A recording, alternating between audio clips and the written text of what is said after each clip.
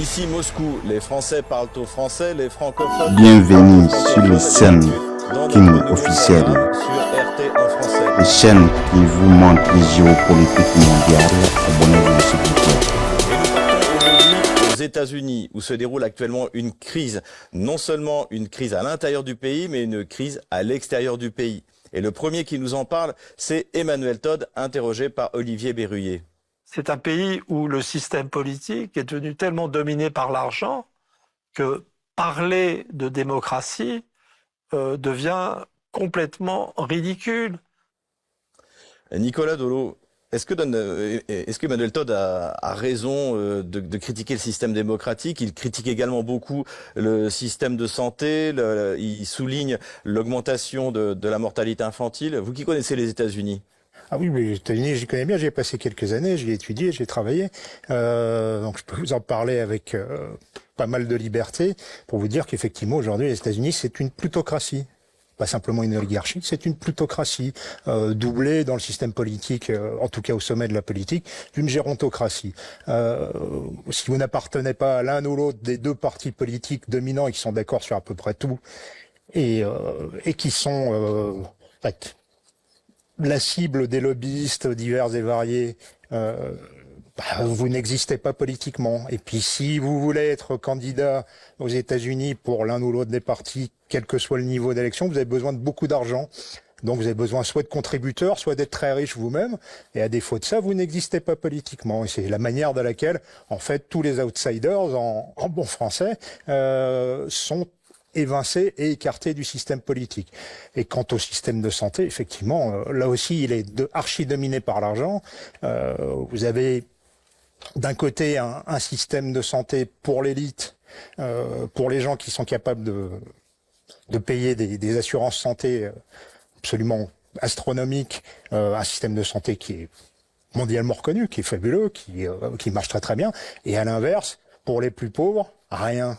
Plus rien. Des gens qui, aujourd'hui, même en gagnant des 30, des 40, des 50 000 $ par an, sont des travailleurs pauvres, n'ont plus les moyens de se soigner, n'ont pas les moyens de faire naître leurs enfants à l'hôpital, et on voit des statistiques catastrophiques de natalité, enfin non pas de natalité, mais de mortalité infantile, niveau tiers-monde. Et en fait, les États-Unis, aujourd'hui, c'est un pays à deux visages, avec de plus en plus de caractéristiques d'un pays du tiers-monde. Vous êtes d'accord avec cette description? Ouais, je pense on pourrait parler du système éducatif, évidemment. Hein. Bien Parce que c'est assez connu que dans le système américain, depuis très longtemps, vous avez de l'argent, vous pouvez aller dans des universités prestigieuses, etc. Ça Absolument. rejoint ce que disait Nicolas. Mais je suis assez d'accord, bien que je connaisse pas moins bien les États-Unis que notre ami. Non, mais ça c'est tout à fait exact. Et quand on n'a pas les moyens, même pour une éducation de qualité moyenne ou médiocre, on est obligé de s'endetter à vie. Les gens, 25 ans plus tard, traînent encore leur student loan, leur prêt étudiant, à des taux d'intérêt invraisemblables, et courront derrière toute leur vie. En fait, la dette aux États-Unis, c'est là-dessus que ça fonctionne. Il n'y a pas que les étudiants, il y a le pays entier. c'est une way of life, en fait. Même quand on a $1 million, en général, on en dépense 2 millions. Il n'y a qu'à voir le cas on les connaît tous, des acteurs qui, un beau jour, ne tournent plus de films et sont très vite ruinés parce qu'ils peuvent plus faire face, en réalité. On est dans un système de cavalerie permanente. Il y a ça, et puis il y a aussi au niveau, pour revenir sur le niveau médical, et puis la hausse de la mortalité infantile et la hausse de la mortalité tout court. On voit au niveau des lobbies pharmaceutiques des disparités en prix de médicaments qui sont absolument extraordinaires. Moi, j'ai habité aussi aux États-Unis. Pendant un temps, j'envoyais de la ventoline que j'achetais en France, 5 ou 10 €, que j'envoyais à un ami qui était là-bas, qui lui là-bas la payait 80 $ pour exactement la même petite fiole, et le tout sans assurance santé, sans rien. Et ça, on l'a vu arriver dès les années 80, les années 80 avec Reagan et les néocolonialistes. Et là, ça commençait à être le déclin. Pour voir ce qu'on obtient Oui, aujourd'hui. en plus de ça, Qui plus est, si on parle effectivement démographie, il n'y a pas que la question de la mortalité sur les enfants. Les États-Unis ont un véritable problème sur justement leur immigration. Il y a eu beaucoup d'études, d'analyses qui ont été faites, notamment par le Courrier international qui titrait les États-Unis au point mort. Enfin, il y a une crise de cette immigration. Pour donner deux chiffres extrêmement importants, en 1950, 20%, la croissance annuelle était de 20% démographique. En 2023, elle est de 0,1%. Et l'Institut Statista, notamment, nous expliquait que sur les 10 dernières années, il n'y a eu que 15 nouveaux millions d'habitants issus d'immigration. Donc, excusez-moi le terme, mais c'est peanuts à l'échelle du pays. Donc, on a effectivement un problème sur la démographie ou la mortalité infantile, mais en plus, on a un problème migratoire. Voilà. Et c'est ce qui entraîne notamment cette conséquence sur l'économie. Les États-Unis attire moins de gens parce qu'il y a une crise économique et c'est un petit peu le serpent qui se mord la queue. Il y a également une crise économique parce qu'il y a moins de migrants. Voilà. Donc, Puis il y a une crise culturelle puisque en fait la néoculture américaine étant ce qu'elle est, les gens ont moins envie d'avoir des enfants, ils s'inventent des genres divers et variés. Et pour certains, n'ont simplement plus les moyens financiers d'avoir des enfants. Et d'un autre côté, aussi simple que ça. Et d'un autre côté, ce qui est aussi intéressant, c'est qu'on constate ça, mais on constate que les Américains sont encore capables de venir piller les entreprises européennes et françaises qu'on a, avec Alstom par exemple, et de rapatrier des joyaux qui sont de chez nous, d'arriver à les faire venir chez eux. Mais pour combien de temps ? Et dans quelles circonstances ? En tout cas, ce qui est clair, c'est que cette crise migratoire va avoir des conséquences. Elle a déjà des conséquences, et c'est un autre problème aux États-Unis qui concerne le fait que, eh bien, le système est remis en cause. Et le premier qui remet en cause ce système, notamment le système électoral, c'est Donald Trump. Écoutons-le. Il y a des gens qui sont allés voter à un endroit, à un autre endroit, puis à un autre encore, à 28 endroits différents en une journée. Si j'ai bien compris, avec 7, 8 ou 9 bulletins de vote.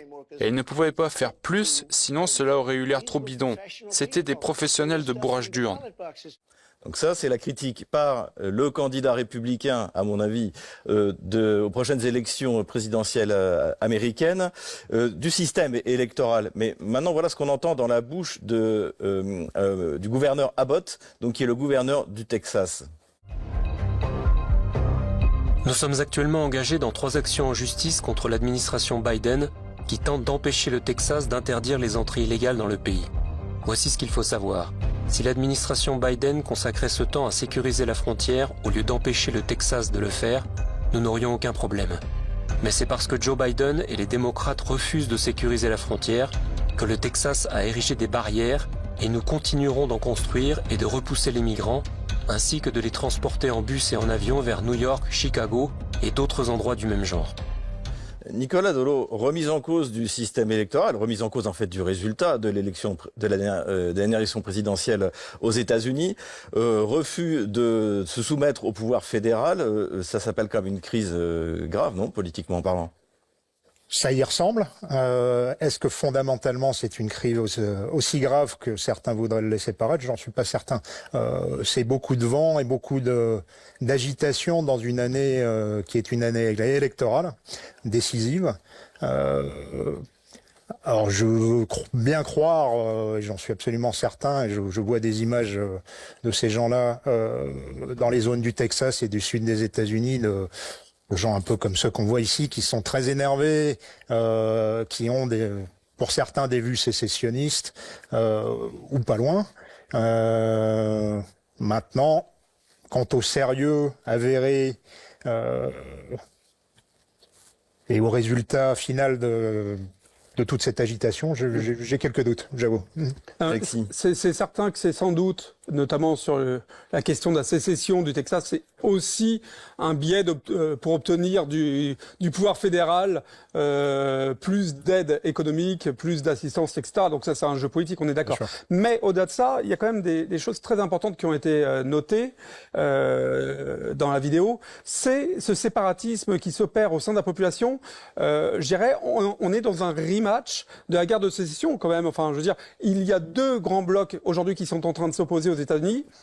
D'une manière je dirais schématiser, je dirais le bloc des mégalopoles multiculturels du Nord versus le bloc des villes pures rurales et conservatrices aux États-Unis. Il y a les côtes est et les côtes ouest, et puis il y a tout ce qui est au milieu et dans le sud. Mais en fait, c'est un problème, à mon sens, c'est même plus qu'un problème politique, c'est un problème en fait de communautarisme aux États-Unis. C'est-à-dire que les États-Unis ont connu des minorités qui s'implantaient aux États-Unis, qui s'inséraient dans la communauté et dans l'histoire américaine, dans la construction du pays.